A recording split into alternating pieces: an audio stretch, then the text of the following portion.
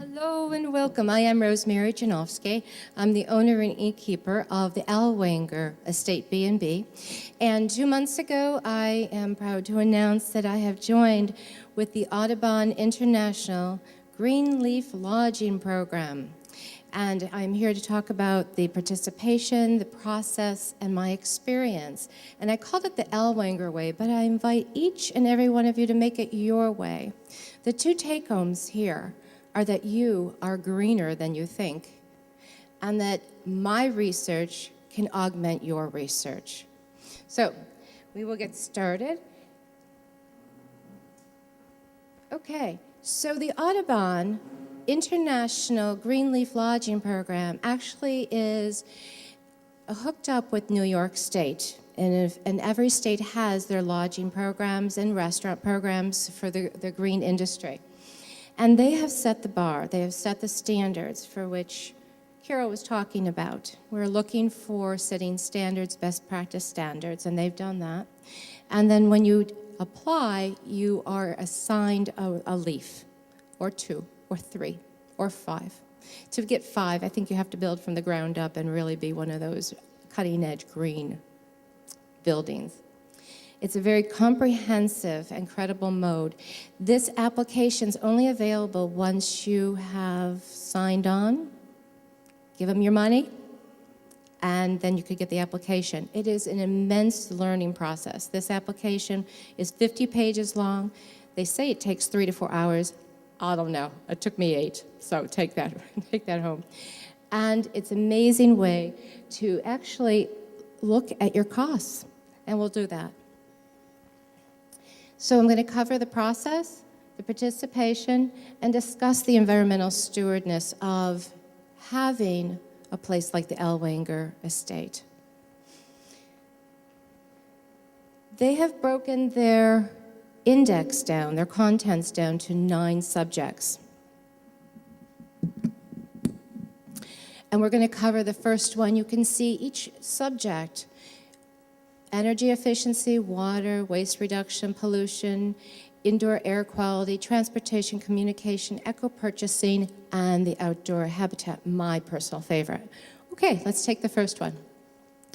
After you fill out the application, and they're mostly concerned with how much green space do you have in relationships to your buildings, which is interesting. The energy efficient includes equipment, and we're going to look at each of these. The equipment that I've researched, installed, and utilized to this point has been amazing.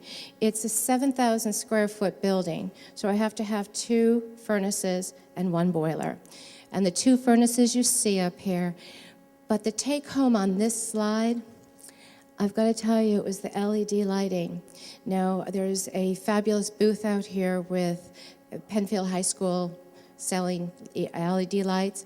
I would invite you to get a technician, a sales rep, to actually make a visit to your establishment. Try the LED lights out. It does not work in the bathroom. It does not give you that ambient glow that you're looking for. Fabulous for task lighting, desk, over your prep area.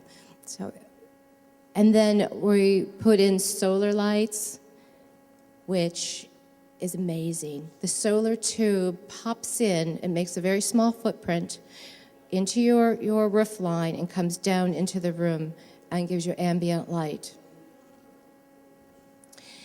Appliances include the tankless water heater. Now, this is a commercial. Most residential tankless water heaters will allow you to shower for 2 people while you're running your dishwasher. I would go bigger is better in this case, and you may want to augment your hot water tank with this.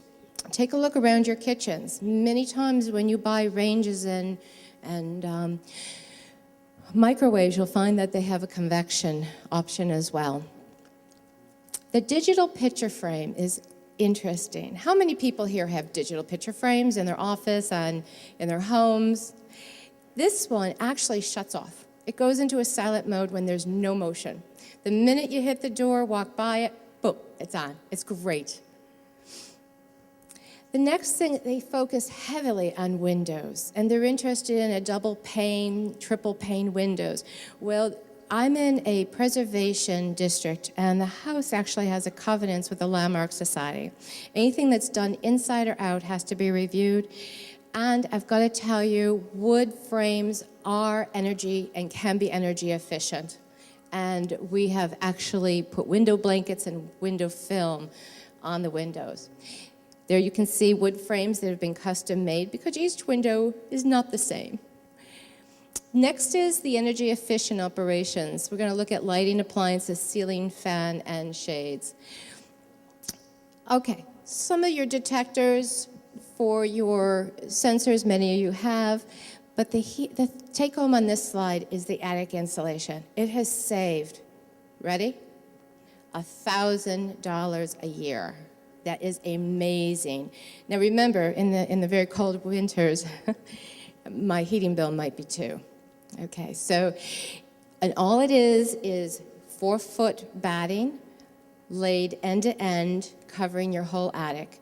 It means you're going to have minimum attic space for storage. You're going to have to be hanging things, but it's everything off the floor, total insulation. It's amazing. The other thing to remember when you're doing conservation and you're greening, part of that is how you recycle products. And one of the recycled products, I'm proud to say, is the Iron Right automatic ironer. Most people know it as the Mangle. I use this twice a week.